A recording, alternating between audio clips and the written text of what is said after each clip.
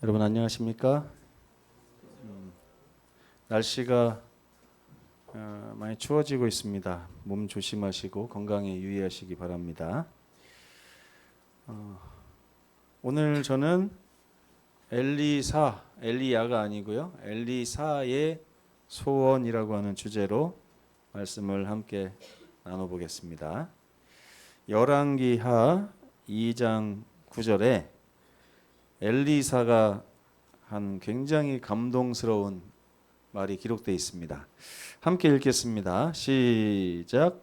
엘리야가 엘리사에게 이르되 나를 내게서 데려감을 당하기 전에 내가 내게 어떻게 할지를 구하라. 엘리사가 이르되 당신의 성령이 하시는 역사가 갑절이나 내게 있게 하소서. 아멘. 여러분들은 이 말씀 읽으시면서 엘리사에 대해서 어떤 감정을 가지시게 되나요? 저는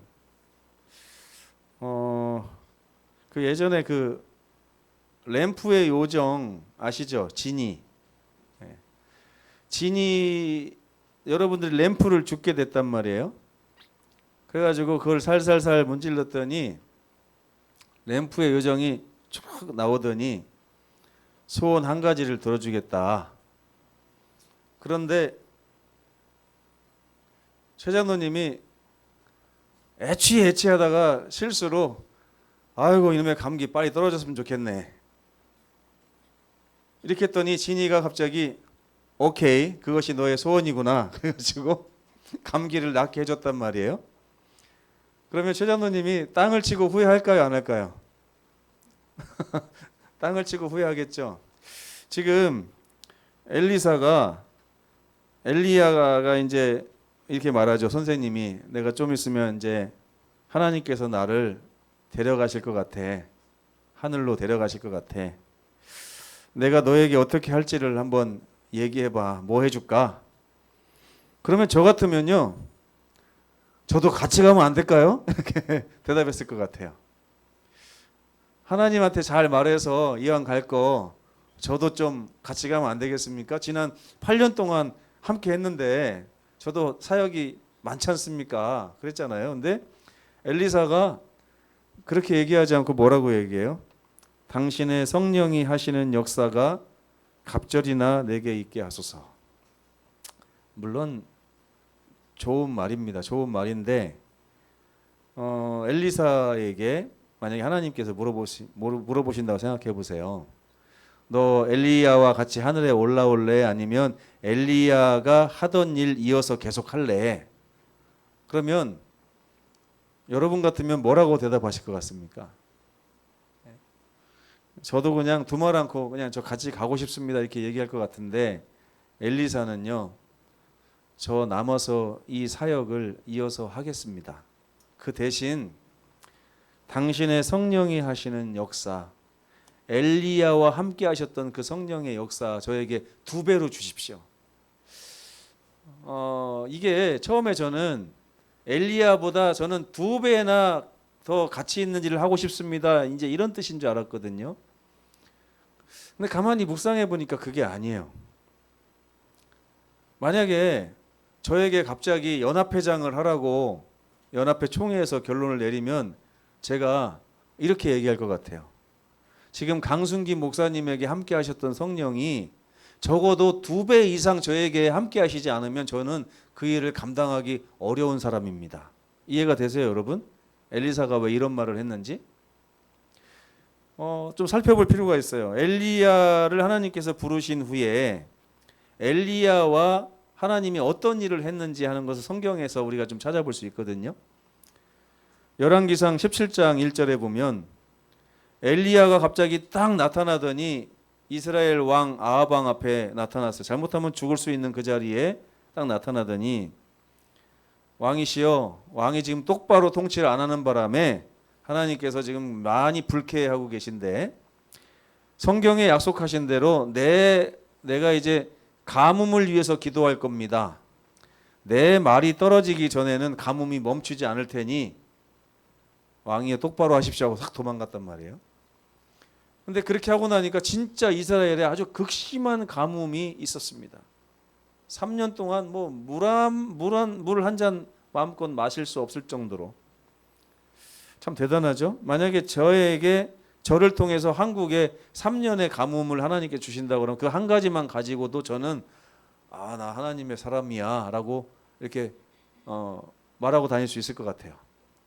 누군가 저에게 와가지고 나 대총회장인데 연합회장인데 그러면 저는 3년 동안 가뭄을 일으킨 하나님의 종입니다. 이렇게 얘기하면 그분들이 저에게 오히려 속일 것 같아요. 그렇죠? 그리고 도망갔을 때 까마귀를 보내셔가지고 떡과 고기를 제공하셨어요. 그리고 그 극심한 가뭄 가운데 사르밧으로 보내셔서 사르밧 과부에게 이적을 행해서 병의 기름과 그릇의 가루가 3년 동안 떨어지지 않도록 하는 이적도 행했습니다. 그 과부의 아들 죽게 되었을 때 과부의 아들을 또 살리게 하셨고, 또 17장과 18장에 보면 계속해서 그 왕 앞에 가서 한 번만 말을 삐끗 잘못해도 죽을 수밖에 없는 이 상황에서 계속해서 통치자에게 보냄을 받았어요. 보통 사람 같으면 하나님 저 가면 죽을 겁니다. 오늘은 죽을 겁니다. 이번에 아주 큰 일이 있고 나서 국회에서 하는 얘기를 들어보니까 국회의원들이 옛날에 80년대에 있었던 그 계엄령을 떠올리면서 그때 막 그 후에 안기부에 끌려가서 린치를 당했던 분들도, 물고문 당했던 분들도 있는데 막 그 얘기를 하면서 몸이 갑자기 부들부들 떨리더래요. 그래서 나 국회에 가다 보면 분명히 잡혀가지고 이제 수감돼가지고 얻어맞고 막 고초를 겪을 것 같은데 내가 과연 가야 되나 막 이런 고민을 하면서도 그래도 내가 민주주의를 지켜야 되기 때문에 가야겠다 하면서 이제 왔다고 하는 얘기를 제가 들었거든요. 근데 통치자에게 가서 이렇게 말한다는 것은 쉬운 게 아닌데 그때마다 하나님께서 내가 너와 함께하니 가라. 한 번도 그 왕이 엘리야를 터치하지 못했습니다. 또 갈멜산으로 그 바알의 선지자 이세벨의 선지자를 이세벨이 아니죠. 누굽니까? 아세라 선지자들 모아가지고 850명이나 되는 그 선지자들과 그 제사장들과 막 싸워가지고 이겼죠. 하늘에서 불이 내려오게 하는 이적도 행했습니다. 그 다음에 로뎀나무 아래서 죽기를 청했을 때 하나님께서 먹이시고 이렇게 세우셔가지고 거기에서 호렙산이죠. 시내산 계명을 받은 그 시내산까지 40주 40야를 쉬지 않고 달리는 이적을. 여러분 자동차도요 40일 밤낮으로 달리다 보면 퍼집니다. 그럴 것 같죠? 아무리 새 차를 사도요 40일 동안 쉬지 않고 달리면 퍼집니다. 그래서 그런 랠리를 많이 하잖아요. 자동차가 과연 쉬지 않고 얼마나 달릴 수 있느냐 하는 그런 랠리들을 자동차 회사들이 많이 합니다. 근데 40일 40야를 하는 경우가 없고 거의 한 달 정도 하는 걸로 알고 있는데 한 달 동안에 정비팀이 계속 쫓아다녀요. 고장나면 고치고 고장나면 고치고. 근데 이 엘리야를 부르셔서 40일 40야 동안에 계속 달리게 하신 거예요. 그래가지고 마라톤은요 40km를 달리는 겁니다. 40km. 근데 40주 40야를 달리면 몇 킬로나 갈 수 있을까요? 그 엄청난 거리를 엘리야가 달렸던 사람입니다. 그러니까 지구상에 태어난 사람 중에 쉬지 않고 가장 오래 달린 사람이 누구예요? 엘리야입니다. 여러분 이거 기네스북에 올라야 될 일이에요. 여러분이 모르셔서 그렇지. 그다음에 그 호렙산에서 하나님께서 막 풍랑도 일으키시고 막 이렇게 지진도 일으키신 다음에 나중에 세미한 소리로 엘리야와 단둘이서. 저는 여기서 참 감동을 받았어요. 제가 우리 아이를 낳았을 때요. 저희 본가는 충청도고 처가는 경상도인데 이게 온도차가 있습니다. 우리 본가에 가면 우리 아버지 어머니가 우리 다 놓았어 이렇게 하면서 엄청 좋아하세요. 근데 처가에 가면 우리 장인어른이 어떻게 하는지 아십니까? 우리 우야 왔노 이렇게 하면서 얘기를 해요. 그러면 그 큰 소리에 애가 깜짝 놀래요. 처음에 딱 보면 할아버지면 그때 좀 방긋방긋 웃는데, 하나님께서 그 엘리야를 부르신 다음에 호렙산을 막 지진을 일으키시고 불길을 지나가게 하시고 엄청난 위대한 모습을 보여주신 후에, 그 위대하신 모습으로 엘리야에게 나타난 것이 아니라 세미하고 부드러운 음성으로 엘리야야 하고 부르셔서 엘리야와 대화를 하신 장면은 저에게 참 감동을 주는 장면입니다. 우리 하나님 낮추시고 낮추셔서 우리와 눈높이를 맞추시는 장면을 보는 것입니다. 또 사마리아 왕에게 가서 기별도 전하게 하고, 훌륭한 선지자 엘리사를 임명하는 하나님의 대리인 역할도 합니다. 그러니까 엘리야도 부르심을 받았지만 엘리사도 부르심을 받았잖아요. 그 부르심을 주신 분이 누구냐면 하나님이 아니라 엘리야를 통해서 그 일을 하신 것입니다. 그 다음에 아하시아 왕이 엘리야를 초빙하려고 50부장 2명, 100명의 군사들을 이렇게 두 번에 걸쳐서 보냈는데, 엘리야를 통해서 엘리야가 하나님과 연합해서 그들을 다 죽여버렸죠. 예. 그리고 가장 중요한 것은 결국에 인류의 역사 가운데 단 2명밖에 없습니다. 하나는 에녹이고 두 번째는 엘리야죠. 죽음을 맛보지 않고 하늘로 올라갔어요. 근데 엘리야는 좀 특별 대우를 받았습니다. 에녹은 하나님이 데려가셨다라고만 표현됐죠. 근데 엘리야는 하나님께서 마차를 보내셨어요. 불수레와 불말을 보내셔서 엘리야를 태우고 하늘까지 오게 한 아주 특별 서비스를 제공하셨습니다. 여러분, 엘리야라고 하는 직분, 선지자라는 직분 한번 할만할 것 같습니까? 지금 하나님께서 여러분에게 내가 너를 이런 일을 시킬 거야, 한번 나와 함께 가보지 않겠냐라고 하면 여러분 응답하실 마음이 있습니까? 있어요? 그래도 싫습니까? 근데 저는 13번만 봐도 이 13번에 하나님이 불수레 안 보내줘도 됩니다. 불병거 안 보내주고 그냥 지금 하늘로 데려가신다고만 해도 제가 한 3년 정도 얼마든지 8년 정도 봉사하겠습니다라고 말할 것 같아요. 이런 모습을 엘리사가 8년이나 쫓아다니면서 봤습니다. 엘리사가 함께한 것은 10번부터죠. 10번부터 9번까지는 엘리야 혼자 한 것이고 10번부터 11번, 12번, 13번 이렇게 함께 했는데, 그 모습을 보면서도 엘리사는 소원을 갖게 되고 꿈을 갖게 된 것인데, 여러분, 엘리사가 엘리야와 함께 하늘에 가는 대신 왜 남아서 사역하기로 결심했을까요? 제가 이걸 유심히 묵상을 해봤더니요, 엘리사 마음에는 어차피 엘리야처럼 나도 하늘에는 갈 거야 라고 하는 확신이 있었던 것 같아요. 하나님께서 나를 하늘로 데려가실 건 자명한 사실이다. 그러나 엘리사가 볼 때 엘리야와 같은 이 위대한 하나님의 종의 역할을 해보고 싶은 거예요. 그리고 이 남아있는 세상에서 사람들의 삶을 보면서 깨우고 싶고, 이 우상숭배가 만연한 이 민족을 위해서 일하고 싶은 강렬한 열망이 있었기 때문에 엘리사는 갑절의 영감을 요구한 것 같아요. 하나님, 이 위대한 엘리야가 하늘로 올라가고 나면 저 혼자 남을 텐데, 저 혼자 이 일을 감당하려면 저는 엘리야보다 훨씬 못한 사람입니다. 그러나 하나님께서 이 일을 하시라고 하면 저는 하겠습니다라고 하는 순종의 음성이죠. 그러면서 뭐라고 하는 거예요? 저에게 일 시키려면 갑절의 영감 주셔야 됩니다. 그래서 제가 이 말씀 준비하면 하나님 저에게는 10배의 영감을 주셔야 됩니다 라고 얘기를 했어요. 저에게는 정말 10배가 필요할 것 같아요. 여러분들도 10배의 영감을 원하십니까? 예. 엘리야는 죽음을 경험하지 않고 하늘로 승천한 두 사람 중에 한 사람이죠. 그 사람은 불과 길르앗 디셉이라는 지역에 살고 있던 평범한 사람이었지만, 그 사람을 부르신 하나님이 위대하시기 때문에 그 부르심에 응답한 엘리야는 위대한 삶을 살게 된 것입니다. 그런데 그 엘리야의 삶을 들여다보면 양면성이 있습니다. 하나는 위대함이고 하나는 연약함입니다.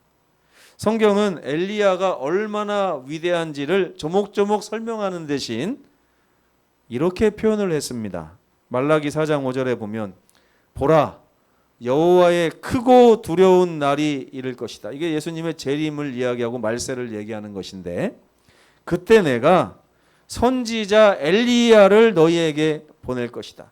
구약에 아주 수많은 선지자가 있었지만 그 선지자들 중에서 가장 대표적으로 한 사람 뽑아서 하나님께서 마지막 시대에도 내가 선지자를 보낼 텐데 그 선지자는 구약에 나오는 엘리야와 같은 선지자를 보낼 것이다. 하나님이 인정하시는 선지자예요. 예수님은요 엘리야와 같은 침례 요한을 다음과 같이 칭찬하셨습니다. 여자가 낳은 자 중에 요한보다 큰 자가 하늘에는 없다. 근데 이 요한은요 우리 기본교리에 보면 구약의 선지자는 엘리야라면 신약의 선지자는 침례 요한이었다라고 얘기를 하고요. 그리고 마지막 시대의 선지자는 새 천사의 기별을 전하는 남은 백성이라 이렇게 기록하고 있습니다. 저와 여러분이 감당해야 될 사역이 엘리야의 사역이에요. 근데 엘리사의 이야기가 왜 중요하냐? 엘리야의 사역을 이어받는 사람의 마음 자세를 우리에게 알려주고 있기 때문에 그렇습니다. 이 위대한 엘리야 선지자의 사역을 하나님께서는 지금 누구에게 맡기시는 거예요? 엘리사에게 맡기시는 것인데 이 엘리야의 사역을 엘리사만 물려받은 것이 아니라 침례 요한도 감당을 해냈고 거기에 마지막 시대를 살아가는 저와 여러분이 남은 무리들도 감당을 해내야 되는 것입니다. 여러분은 어떻게 대답하시겠습니까? 이 사역 감당하시겠다고 하나님께 말씀하시겠습니까? 엘리야가 정말 놀라운 일을 많이 했지만 그 엘리야에 대해서 야고보는 이렇게 얘기합니다. 엘리야 특별한 사람 아닙니다. 엘리야는 우리와 성정이 같은 사람입니다. 엘리야나 엘리사나 엘리야나 여러분이나 엘리야나 저나 성정이 다 같은 그런 존재라는 거예요. 누구든지 그 하나님의 부르심에 응답하기만 하면 엘리야의 사역을 감당하게 될 거라는 것입니다. 야고보가 이렇게 얘기한 이유가 있어요. 참 제가 열왕기상을 읽으면서 막 뿌듯하다가도 갑자기 막 실망이 되더라고요. 그 갈멜산에서 올라오는 백성들에게 너희가 어찌하여 두 사이에서 머뭇하려느냐? 만일 여호와가 하나님이면 그를 쫓고 바알이 하나님이면 그를 쫓을 것이니라 하고 담대히 얘기하고 850명의 이방 선지자들과 싸우면서 너희 하나님이 옳으면 너희의 재물이 응답받을 것이고 내 하나님이 참이시면 내 재물이 응답받을 것이라고 하면서 1대 850의 싸움에서 당당히 이겨낸 그 위대한 엘리야가요. 갑자기 아하방의 부인 이세벨이 감히 내가 시집올 때 데리고 온 선지자들을 다 죽여? 내가 너도 죽일 거야 라고 협박하자마자 갑자기 도망가더니 쪼그라들어가지고 하나님 저 이제 아무 일도 할 용기가 없으니까 그만 제 생명을 가져가 주십시오. 이렇게 했던 사람입니다. 이렇게 참 어떻게 이럴 수 있죠? 만약에 여러분들이 누군가를 존경하는 분이 있는데 그분의 아주 연약한 약점을 봤을 때 여러분들은 어떤 생각을 가지실까요? 만약에 제가 성경의 저자라고 하면 저는 이 엘리야의 부족한 부분을 성경의 기록에서 좀 뺐을 것 같아요. 이거 도움이 안 되겠다. 이 엘리야의 치부까지 기록할 필요는 없다. 하지만 성경은 그것을 기록했습니다. 왜요? 이렇게 연약한 엘리야도 하나님이 함께 하시니 그렇게 위대한 사역을 할 수 있었던 것이다 라고 하는 메시지를 우리에게 주시기 위함입니다. 하나님께서는 모세를 이어서 여호수아를 세우셨죠. 마찬가지로 엘리야를 이어서 엘리사를 부르셨습니다. 엘리사가 이렇게 반응을 했어요. 그가 부르심을 받는 그날 그는 12결이 소를 24마리죠. 12결이면 24마리 소를 막 이렇게 뒤에서 밀면서 쟁기질을 하고 있었습니다. 24마리를 가지고 농사를 질 정도면 부유하다는 얘기예요. 먹고 살만하다는 얘기입니다. 그리고 자기의 농사를 위해서 아주 많은 투자를 했고, 그리고 농사를 통해서 소득을 얻을 미래 장밋빛 그런 계획도 다 있었던 사람이라는 걸 알 수 있습니다. 근데 그 사람을 엘리야가 불렀을 때 엘리야 앞에서 엘리사가 이렇게 말합니다. 그가 먼저 소를 버렸어요. 이제까지 그가 계획했던 모든 계획을 다 내려놓은 것입니다. 소를 버렸다는 얘기는 소를 통해서 이루고자 했던 모든 것들을 다 내려놨다는 얘기예요. 그리고 나서 엘리야에게 달려가서 이렇게 얘기합니다. 나 이제 당신을 따라가려면 부모님한테 작별 인사는 좀 하고 와야 될 것 같습니다. 엘리야가 돌아가서 그렇게 해라, 이렇게 얘기를 했죠. 그래서 엘리사가 재빨리 그의 삶을 정리하러 갑니다. 참 대단합니다. 여러분은 어떠세요? 여러분의 삶을 정리하고 하나님 앞에 서 계십니까? 아니면 정리하지 않은 채 하나님 앞에 서 계십니까? 엘리사가 엘리야를 떠나 돌아가서 그 12결의 중에서 한 결의 2마리 소를 가져다가 잡고 소의 기구를 아예 불살라 버렸어요. 네. 어머니 아버지 잠깐만 맡아주십시오. 이걸 제가 저번 달에 12결의 24마리 소 사온 건데 제가 어떻게 될지 모르니까 갔다 와서 혹시 쓸 수 있으니까 잘 보관해 주십시오. 이렇게 한 게 아니라 바로 그 소를 가지고 하나님께 예물로 드렸어요. 내가 지금까지 가지고 있었던 소유조차도 이제는 하나님께 다 내어놓겠습니다라고 하는 결심이 거기 있는 것이에요. 그리고 나서 소의 기구를 다 불살랐다는 얘기는 다시는 그 자리로 돌아오지 않겠다는 결심인 것입니다. 제가 이런 설교할 때마다 마음의 부담이 억수로 많습니다. 여러분들께서 어떻게 받아들이실까 하는 것 때문에 염려가 돼서 오늘 아침에도 하나님 어디까지 얘기를 할까요? 고민을 많이 했어요. 하나님께서 얘기해라, 뒷감당은 내가 하마, 이렇게 말씀하셔서 제가 지금 말씀을 드리는 것입니다. 여러분, 소를 버리시게 되길 바랍니다. 하나님께서 지금 여러분을 부르고 계십니다. 다시 돌아갈 생각하지 마시고 소의 기구를 다 불살르시기 바랍니다. 그리고 그 고기를 다 삶아가지고요, 이제 나 이거 필요 없으니까 하면서 백성들에게 다 나눠줬어요. 그리고 나서 일어나 엘리야를 따르며 수종 들었습니다. 예수께서 이렇게 말씀하셨어요. 아무든지 나를 따르려거든 하는 그 음성 가운데서 한 청년이 응답해서 왔죠. 그랬더니 그 청년이 뭐 때문에 고민했다고 했어요? 네 소유를 다 팔아 가난한 자들에게 나누어 주고 난 후에 나를 따르라, 이렇게 하니까 그 청년이 예수님은 따르고 싶은데 네 소유를 다 팔아서 가난한 자들에게 나눠주라니까 거기서 마음이 딱 걸려버린 거예요. 하나님, 제가 이거 어떻게 모은 건데요? 하나님, 제가 이걸로 앞으로 할 사업이 얼마나 많은데요? 제 미래가 얼마나 지금 탄탄한지 아십니까? 하나님, 이거 다 버리면 저 껍데기밖에 안 남는데 그렇게 저를 부르셔서 어디다 쓰시려고 하십니까?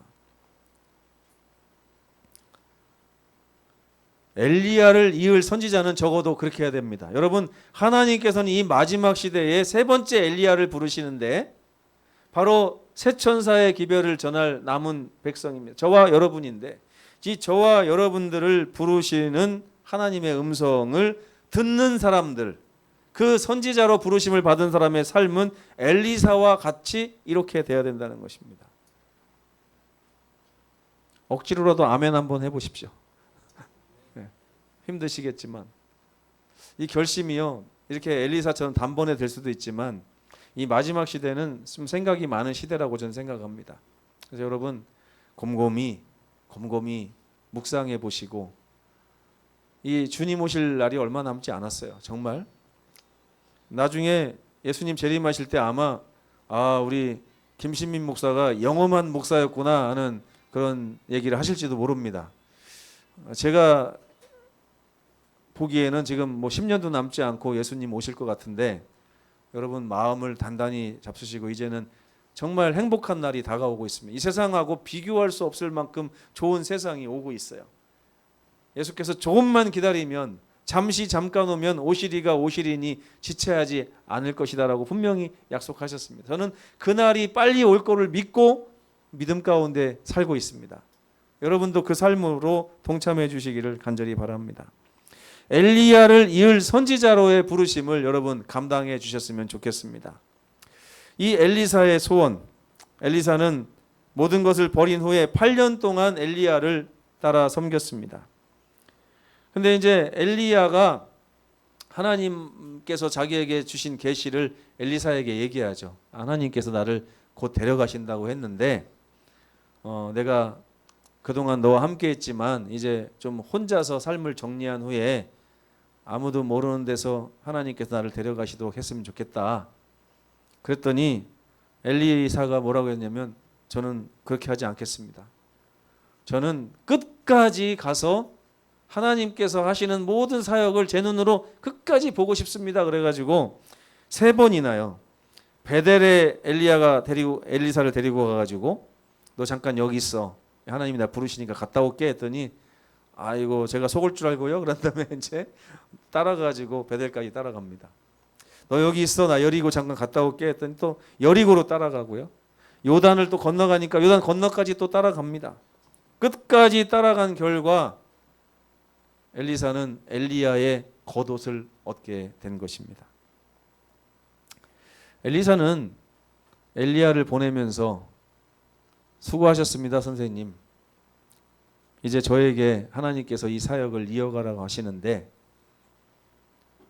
제가 이 사역을 믿음으로 감당하겠습니다. 그러니까 엘리야가 그러죠. 내가 너에게 마지막으로 뭘 좀 해주랴. 갑절의 영감을 있게 좀 기도를 해 주십시오. 선생님께서 감당하신 그 사역을 제가 정말 감당하고 싶습니다. 하지만 저는 선생님보다 너무나 부족한 사람입니다. 저에게 선생님보다 갑절의 영감을 구해 주십시오. 그래야 제가 일을 감당할 수 있습니다. 그랬더니요, 엘리야가 뭐라고 하는지 아십니까? 네가 참 어려운 것을 구하는구나. 이렇게 얘기를 해요. 어려운 것을 구하는구나. 여러분은 교회 다니시면서 어떤 꿈을 꾸고 사십니까?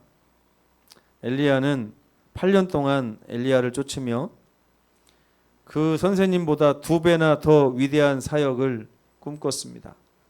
2배나 더 위대한 사역은 2배나 더 위대한 성령의 역사가 필요하다는 것을 그는 알고 있었습니다.